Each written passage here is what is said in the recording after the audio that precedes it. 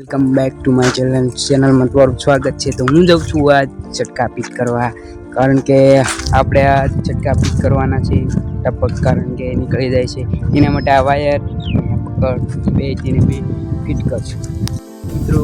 તે છટકા પીટ કરવાના છે, કારણ કે જો પ્રેશર હોય મોટરનું તો છટકા નીકળી ન જાય એટલા માટે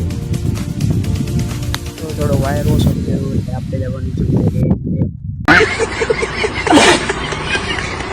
મિત્રો મેં લઈ લીધો છે વાળો ને એટલા છટકા ફિટ કરી પછી મળી મિત્રો મેં બધા છટકા હતા એ ફિટ કરી દીધા છે। તો હું તમને બતાવીશ અમે જે આપણા ઘરની પાછળ જે આંબા છે એ બતાવીશ।